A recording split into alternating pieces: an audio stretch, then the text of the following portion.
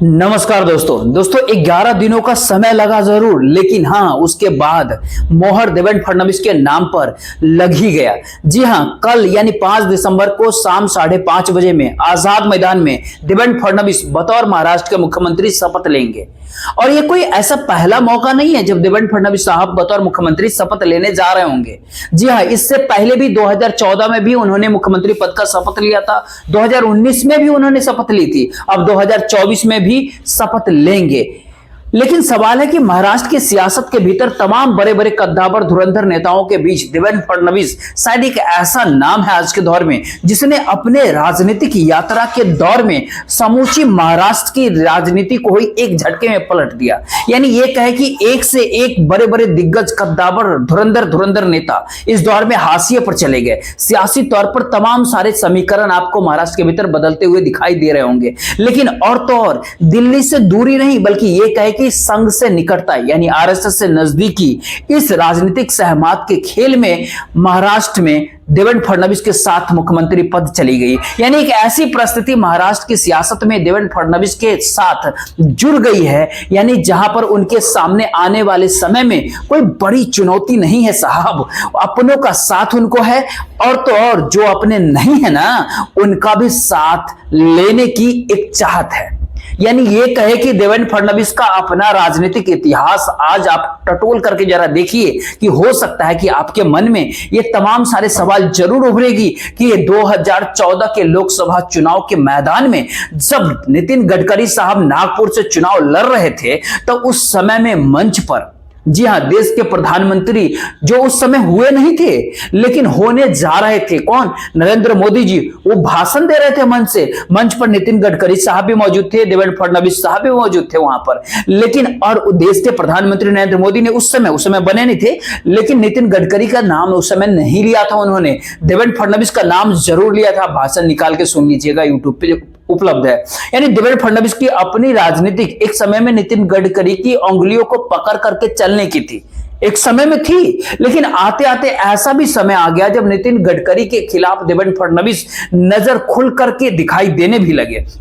जी हां, हालांकि संघ की दरवाजे पर हमेशा दोनों एक साथ ही दिखे हैं, आसपास के कुर्सी पे बैठे हुए दिखे हैं। कल भी आप देखे होंगे साबरमती रिपोर्ट देखते टाइम। लेकिन राजनीतिक तिक्रमों के बीच दिल्ली के बिसात पर अक्सर ऐसा माना गया कि देवेंद्र फडणवीस का जो है रास्ता ना नितिन गडकरी के खिलाफ ही है। और नितिन गडकरी साहब विधान परिषद के सदस्य तब बने थे ना जब देवेंद्र फडणवीस साहब के पिता की मौत हो गई थी। जी हां, और उसके बाद उसी सीट के ऊपर नितिन गडकरी पहुंचते हैं।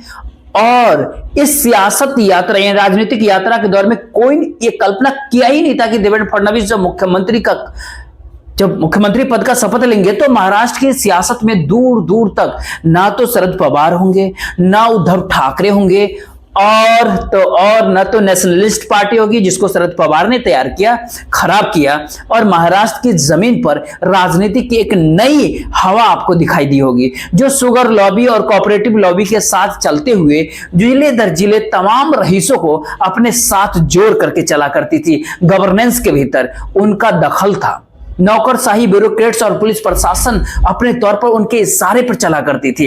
लेकिन इस समय में शरद पवार की सियासत चूक चुकी है अब। यानी इसी कुछ अंदाज में बाला साहब ठाकरे ने जिस तरीके से शिवसेना को तैयार किया, शिवसेना को बनाया, और शिवसेना जिस तर्ज पर खड़ी हुई उसके भीतर मातृश्री की भूमिका कभी भी वर्षा बंगले के भीतर आकर के बैठने की नहीं रही। रिमोट से सरकार चलेगी, इशारे पर सरकार चलेगी, जो कुछ भी कहेंगे ठसक के साथ कहेंगे, मजबूती के साथ रहेंगे, जिधर बम होगा उधर हम रहेंगे। ये कुछ अंदाज होता था, बाला साहब ठाकरे का अंदाज रहता था। लेकिन शिवसेना भी 2022 में टूट गई, अब तो बिखर ही गई। लेकिन बाला साहब ठाकरे का नाम उद्धव ठाकरे के साथ न जाए बल्कि यह कहे कि उस शिवसेना के साथ जुड़ जाए जो शिवसेना असल में देवेंद्र फडणवीस के साथ चली है। यानी ये परिस्थिति क्या कभी किसी ने महाराष्ट्र के भीतर सोचा होगा कि महाराष्ट्र के चुनाव में 6 पॉलिटिकल पार्टी, 6 राजनीतिक दल, बड़े बड़े लोग आमने सामने होंगे। उन तमाम बातों के बावजूद भी भारतीय जनता पार्टी अपने पुराने सभी रिकॉर्ड को तोड़ते हुए 132 सीट पर जीत हासिल करेगी। 288 में से 132 सीटें इकलौता बीजेपी को मिलेगा। यह कल्पना भारतीय जनता पार्टी कभी नहीं किया होगा, और यह कल्पना भी नहीं किया होगा कि शिवसेना टूटने के बाद उद्धव ठाकरे हाशिए पर चले जाएंगे। एनसीपी टूटने के बाद शरद पवार भी महाराष्ट्र की राजनीति में हाशिए पर चले गए, और जिस एकनाथ शिंदे के लिए देवेंद्र फडणवीस ने दिल्ली के कहने पर, दिल्ली के इशारे पर कुर्सी छोड़ डाली थी 2022 में, अब वही एकनाथ शिंदे कल डिप्टी सीएम यानी उप मुख्यमंत्री के तौर पर शपथ लेंगे। यानी सियासत का ये मजाक, राजनीति का ये खेल, राजनीति का ये गंभीरता और राजनीति के भीतर सियासत में सहमत का ये खेल शायद इससे पहले देवेंद्र फडणवीस के हिस्से में ही शायद आता रहा है। लेकिन जो पूरे महाराष्ट्र की सियासत में उसके केंद्र के भीतर देखे, जो बीते 10 सालों से हो रहे हैं, 2014 में मुख्यमंत्री महाराष्ट्र के बने, पूरा टर्म उन्होंने पूरा किया, 2019 में चुनाव जीते, 105 सीट मिली भारतीय जनता पार्टी को। शिवसेना ने कहा हमारा मुख्यमंत्री, देवेंद्र फडणवीस कहा नहीं, दिल्ली उनके साथ चल पड़ी। किसके? देवेंद्र फडणवीस के साथ। दिल्ली भी इस मिजाज के साथ थी जो उद्धव ठाकरे को मुख्यमंत्री नहीं बनने देना, और महाराष्ट्र के भीतर राजनीति का सबसे उलट पुलट खेल जो है ना, सबने पहली बार देखा। कब देखा? जब शिवसेना के पीछे कांग्रेस पार्टी खड़ी थी, एनसीपी खड़ी थी, और वही शिवसेना को जब देवेंद्र फडणवीस ने तोड़ दिया 2022 में और एकनाथ शिंदे को उसके भीतर से निकाल करके ले गए, उस समय शरद पवार, एनसीपी के नेता शरद पवार सिवाय उद्धव ठाकरे को कुछ राजनीतिक मंत्र देने के अलावे और कुछ भी नहीं कर पाए। और जब खुद उनकी पार्टी एनसीपी ही टूट गई, तो उसके बाद भी वो अतीत के सियासत को याद करते हुए भविष्य की राजनीति की वो गुत्थी को खोलने में लग गए, लेकिन उनकी हथेली वहां पर भी खाली पड़ गई। लेकिन देवेंद्र फडणवीस साहब के आश्रय इस समय को आप परखना होगा, समझना होगा, तो आप इस बात से भी समझ सकते हैं, परख सकते हैं कि उन्होंने किस अंदाज में, किस तरीके से लोकसभा चुनाव 2024 में हार का ठीकरा भी अपने माथे पर लिया था। आपको याद है, उन्होंने इस्तीफा दे दिया, इस्तीफा की पेशकश कर दी, डिप्टी सीएम वो नहीं रहेंगे, हम दिल्ली पहुंच जाते हैं, हम महाराष्ट्र की सियासत कोई और संभाले।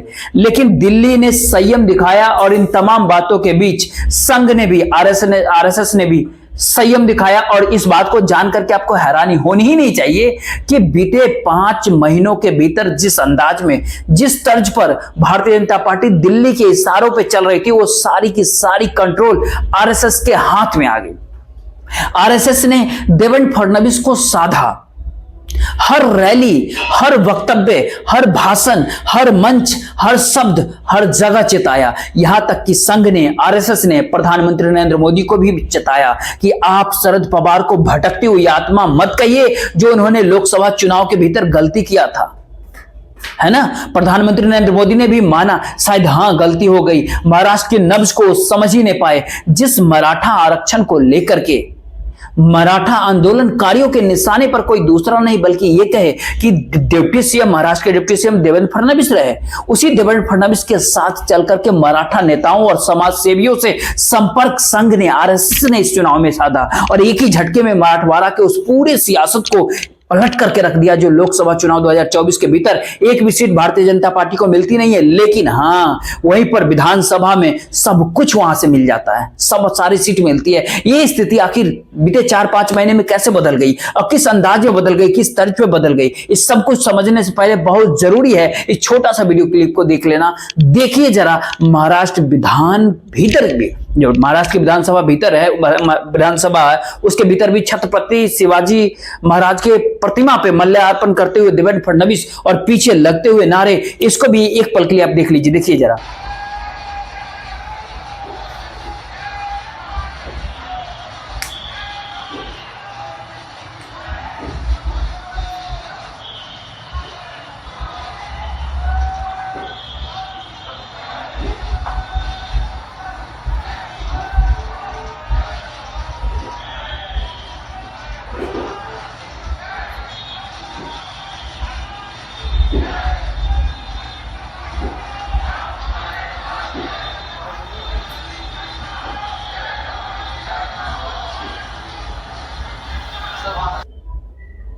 देखिए महाराष्ट्र के विधान भवन के भीतर छत्रपति शिवाजी महाराज की प्रतिमा पर माल्यार्पण करते समय शायद 25 साल के राजनीतिक सफर के भीतर जरूर देवेंद्र फडणवीस साहब इस पल को याद कर रहे होंगे, क्योंकि पहली बार जब वो विधानसभा पहुंचे थे तो भारतीय जनता पार्टी और शिवसेना को 1999 के भीतर हार मिल गया था। 1995 में पहली बार दोनों ने मिलकर के महाराष्ट्र में सरकार बनाया था, लेकिन 99 में उन दोनों को हार मिल गया। लेकिन देवेंद्र फडणवीस 1999 में चुनाव जीत करके विधानसभा पहुंचे थे महाराष्ट्र में। लेकिन उससे पहले के जरा इतिहास को आप देख एक पल के लिए उस पन्ने को पलटिएगा तो हो सकता है कि आपको नागपुर के उन यादों, उन गलियों को ध्यान आएगा जिस समय में देवेंद्र फडणवीस साहब को बतौर पार्षद या मेयर के तौर पर देखा गया था। दरअसल 1987 के भीतर देवेंद्र फडणवीस के पिता गंगाधर फडणवीस की मृत्यु हो गया था और उनके सीट पर नितिन गडकरी निर्वाचित हुए थे। वो खुद देवेंद्र फडणवीस उस समय 17 साल उम्र के थे और संयोग ऐसा था कि 1989 के भीतर वहां पर नगर निगम का चुनाव होना था जो टल गया था और वो चुनाव 1992 में हुआ। यानी 1992 में चुनाव लड़ते हैं कौन? देवेंद्र फडणवीस साहब और पार्षद हो जाते हैं। मतलब ये बात हम इसलिए बता रहे हैं क्योंकि वो तमाम सारे उनके जब आप पढ़िएगा उनके आर्टिकल तो उसमें पता चलता है। और ये देवेंद्र फडणवीस साहब इतने दिन के राजनीतिक अपने कैरियर में देवेंद्र फडणवीस की जो तमाम सारी चीजों को जब आप देखेंगे ना, और उस समय में देवेंद्र फडणवीस साहब का उम्र जैसे पूरा और वहां के पार्षद वो बनते हैं और उसके बाद वो जब 1999 में विधानसभा वो पहुंचते हैं महाराष्ट्र के भीतर, तो पता चलता है कि अब नए नए उस समय में पार्षद बने थे देवेंद्र फडणवीस साहब को लेकर के कोई ये बात कह ही नहीं सकता था कि जिस तेजी के साथ वो महाराष्ट्र की राजनीति को बदलने की जो बीच में आकर के देवेंद्र फडणवीस साहब खड़े हो गए और राज्य के मुख्यमंत्री के तौर पर तीसरी बार वो महाराष्ट्र के भीतर शपथ लेंगे कल, शायद वो खुद इस पल को जरूर याद कर रहे होंगे। आखिर उस समय में उनका शरीर थोड़ा पलकी होता है, वो दौड़ते थे तो धीरे धीरे दौड़ते थे, लेकिन उसके बावजूद भी उनमें चरफरता बहुत थी, एक्टिव बहुत थे। लेकिन अभी तक उस राजनीतिक सफर के भीतर जिसको ये बात समझने की जरूरत है कि कैसे आखिर महाराष्ट्र की सियासत में बड़े बड़े दिग्गज नेताओं को एक झटके में देवेंद्र फडणवीस साहब ने मात दे डाला है। जी हाँ, और ये मात इस रूप में, इस अंदाज में बहुत जरूरी है कि उनके अपने सफर को आप केवल इस बात के लिए समझिए कि 1999 के भीतर विलासराव देशमुख मुख्यमंत्री होते हैं कांग्रेस के, ये विधायक के तौर पर पहुंचते हैं विधानसभा महाराष्ट्र के भीतर, और नितिन गडकरी काफी कद्दावर नेताओं के तौर पर विदर्भ के और महाराष्ट्र की सियासत में वो उस समय भी मौजूद थे। और उस समय में उनकी अपनी एक पहचान बड़े बड़े पुलों और सड़कों को बनाने को लेकर के उसी समय पहचान हो चुकी थी। लेकिन तमाम बातों के बीच वहां के जातीय समीकरण को जब समझते हैं तो आप ध्यान दीजिएगा, प्रमोद महाजन गोपीनाथ मुंडे को लेकर के आते हैं और गोपीनाथ मुंडे के खेमे में उस समय में अब जब पढ़ेंगे तो पता चलेगा देवेंद्र फडणवीस शिफ्ट होते हैं नितिन गडकरियों की उंगली को छोड़ करके उस समय में, और उसके बाद वो प्रदेश अध्यक्ष बनते हैं।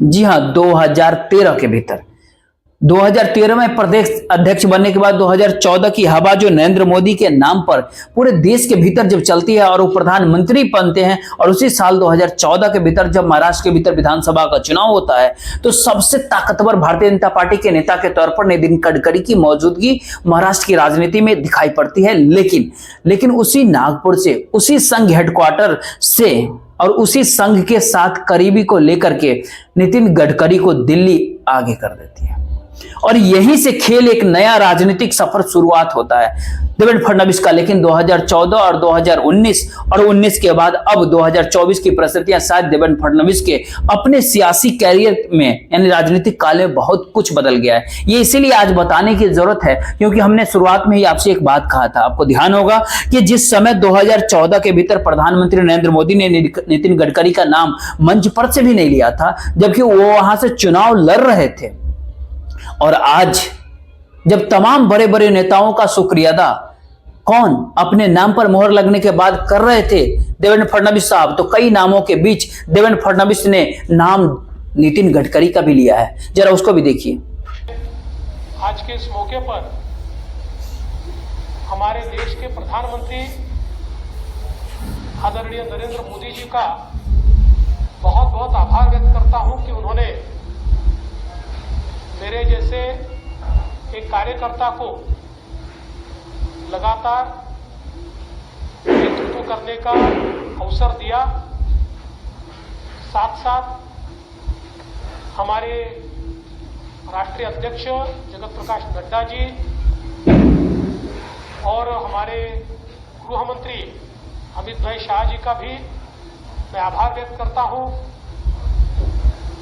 हमारे साथ कंधे से कंधा मिलाकर महाराष्ट्र में जो हमारा साथ निभाते रहे हैं, ऐसे केंद्रीय मंत्री माननीय रामदास जी आठवले, इनका भी मैं आभार व्यक्त करता हूं। हमारी पार्टी के शीर्ष के नेता राजनाथ सिंह जी, नितिन गडकरी जी, तमाम शीर्षस्थ नेतृत्व का मैं आभार। ये राष्ट्रीय स्वयंसेवक संघ का पाठ है साहब। आप किसी को भी सार्वजनिक तौर पर नकारे नहीं। पता नहीं किस चौराहे पर किस तरीके से कौन आपको काम आ जाएगा। ये गलती अपने स्तर पर, अपने तौर पर प्रधानमंत्री नरेंद्र मोदी ने किया होगा, लेकिन साहब देवेंद्र फडणवीस साहब इस गलती नहीं करेंगे। ये उस संयम का खेल है, वो पाठ है जो संयम के आश्रय वो देवेंद्र फडणवीस साहब महाराष्ट्र के मुख्यमंत्री की कुर्सी तक तीसरी बार पहुंच रहे हैं। क्योंकि इस समय में एक सवाल बार बार उठता है कि जो मध्य प्रदेश के भीतर हुआ, जो राजस्थान में हुआ, जो छत्तीसगढ़ के भीतर हुआ, जो पर्चियों से मुख्यमंत्री बने, उससे पहले कर्नाटक में हुआ था, यानी दिल्ली अपने अनुकूल अपनी बिसात बिछाती रही है। और इस दायरे में हरियाणा भी भूलना नहीं चाहिए आपको, झारखंड भी आपको नहीं भूलना चाहिए। लेकिन अपने हिसाब से जिन जिन नेताओं को मुख्यमंत्री पद की कुर्सी दी गई पर्ची से, वो सवाल भारतीय जनता पार्टी के भीतर हमेशा घुमरती रही। लेकिन बिल्कुल उसके ठीक उलट अपने अंदाज में संघ के साथ, आरएसएस के साथ पूरे चुनाव यानी बीते 5 महीनों के भीतर जो राजनीतिक पाठ संघ ने देवेंद्र फडणवीस साहब को पढ़ाया महाराष्ट्र के भीतर, उसी का परिणाम है कि मराठा वोट बैंक हो या फिर ये कहे कि उसके पैरेलल, उसके समानांतर पिछड़े तबके का वोट हो महाराष्ट्र के भीतर, दलितों का वोट बैंक हो, यहां तक कि कुर्मी समाज जो कांग्रेस के साथ खड़ा रहता है महाराष्ट्र के भीतर, उसके भीतर भी सिंध लगानी हो। इन तमाम परिस्थितियों के भीतर आप ये कह सकते हैं कि संघ के महासचिव अतुल निवे ने बहुत बड़ा काम किया। उन्होंने बड़ा अध्ययन किया उस सियासत का जिसके आश्रय मराठा वोट बैंक खड़ा होकर के महाराष्ट्र के भीतर निकला और मराठा राजनीति का वर्चस्व महाराष्ट्र के भीतर रहा है। आखिर 10 मुख्यमंत्री मराठा समाज से बन चुके हैं, लेकिन पहली बार ऐसा पल देखने को मिल रहा है। जब देवेंद्र फडणवीस के साहब 2 बातें यहां पर संदेश देने को संघ का भी ये था कि एक तो किसी ब्राह्मण के आश्रय सियासत का पाठ अगर महाराष्ट्र के भीतर, किसी राज्य के भीतर अगर चलाना हो तो संदेश बहुत साफ होना चाहिए, उससे बड़ा धुरंधर कोई है ही नहीं।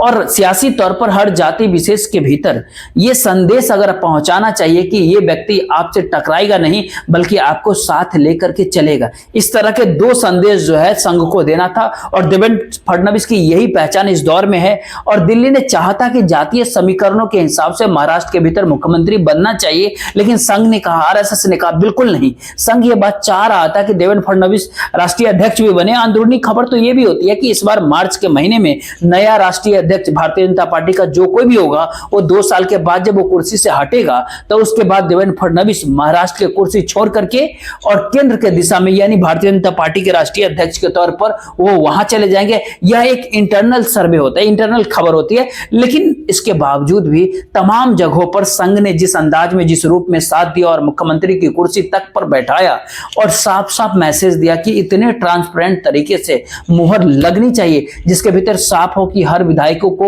बुलाया गया, कहा गया, समझाया गया कि आप जो मन चाहे नाम प्रस्ताव कर सकते हैं। और शायद भारतीय जनता पार्टी के इतिहास में पहला बार ऐसा मौका आया है जब कि उसका लाइव टेलीकास्ट भी आ जाता है हर चैनल के भीतर से। कोई सोर्स मतलब खुले तौर पर पर्यवेक्षक विजय रूपानी साहब इस बात का ऐलान करते रहे, किसी को कुछ और कहना है तो कह दीजिए, किसी के जहन में कोई और दूसरा नाम है तो कह दीजिए, लेकिन सबने एक ही नाम का नाम लिया कि 132 विधायक एक ही नाम पर सहमति। किसी ने प्रस्ताव किया, किसी ने समर्थन किया, लेकिन नाम एक ही था, देवेंद्र फडणवीस साहब का। और इस कड़ी में देवेंद्र फडणवीस साहब को इसलिए भी समझना पड़ेगा क्योंकि जिस सियासत को, जिस राजनीति को इस दौर में दिल्ली लगातार साधती चलती चली जा रही है, उसमें ध्यान दीजिएगा तो मनोहर लाल खट्टर जो हरियाणा के मुख्यमंत्री थे, वो जाट नहीं थे, लेकिन इसके बावजूद भी हरियाणा के मुख्यमंत्री उनको बनाया गया और रहे। रघुवर दास आदिवासी नहीं थे, लेकिन उनको मुख्यमंत्री झारखंड का बनाया गया।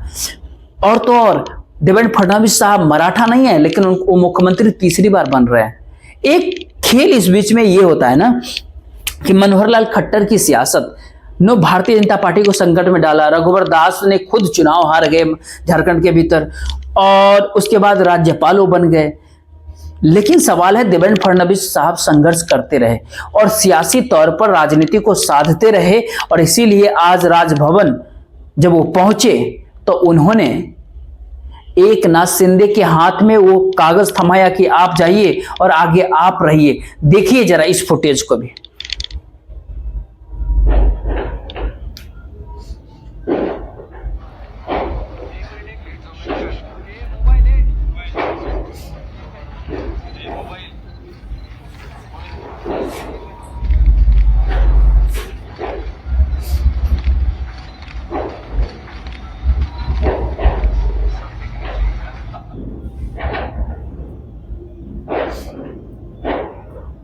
देख लिए, तो ऐसे में राज्यपाल को बहुमत सौंप दिया गया है, राज्यपाल ने इजाजत दे दी और कल शपथ भी हो जाएगा। लेकिन एक अंधेरा और राजनीतिक सत्ता जाने की होड़ में जो धोखा देने की प्रवृत्ति है महाराष्ट्र की सियासत में, वो पीछा छोड़ेगी ही नहीं किसी का। आखिर शरद पवार ने जिस अंदाज में एनसीपी को खड़ा किया, उसके भीतर भतीजे का कितना योगदान, यानी अजित पवार का कितना योगदान है, शायद हर कोई महाराष्ट्र के भीतर इस बात को समझता होगा। बाला साहब ठाकरे ने जिस शिवसेना को महाराष्ट्र के भीतर खड़ा किया था, उसको खड़ा करने में एकनाथ शिंदे का कितना बड़ा योगदान था, ये शायद महाराष्ट्र का हर व्यक्ति इस बात को जानता होगा। लेकिन राजनीति के भीतर सह और मात का खेल जिस अंदाज में देवेंद्र फडणवीस ने खेला महाराष्ट्र के भीतर, और दिल्ली एक समय उनके पीछे खड़ी रही और इस समय संघ उनके पीछे खड़ा है, देवेंद्र फडणवीस साहब के पीछे खड़ा है। यानी सियासत को कब, कैसे, किस रूप में, कहां पर साधना है, देवेंद्र फडणवीस साहब ने ये करके दिखा दिया। यानी चाणक्य भी असल में वही एक ऐसा चाणक्य जो खुद को चंद्रगुप्त भी बना बैठा है। इस राजनीति को समझने के लिए महाराष्ट्र की सियासत के भीतर का जरा सच जो है आज इस अंदाज में भी उभर करके निकल के सामने आया, जब तीनों नेता एक साथ बैठे और आपस में संवाद इस बात को लेकर के, शपथ को लेकर के। आज लगता है इस हाथी ठिठोली का जो पल है ना, इसको उस गंभीर राजनीति और महाराष्ट्र के अतीत की राजनीति के गरिमा में जरा उस कड़ी को जोड़ते हुए देखने की प्रयास जरूर कीजिएगा। देखिए, अरे भैया अभी तो कहा, देवेंद्र जी ने भी कहा, मैं भी कह रहा हूँ, रुको थोड़ा, अभी शाम तक रुको, अभी कल शपथ शाम है ना। तक उनका समझ में आएगा, मैं तो लेने वाला हूँ।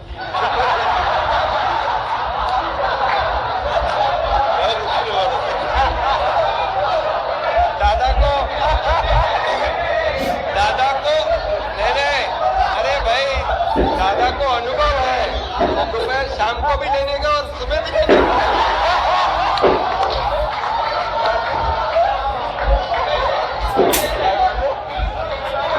परंतु ऐका, पूर्वी आम्ही सकाळी दोघांनी घेतली होती, तो हे राहून गेलेला होता, आता 5 वर्ष आता ठेवणार आहे।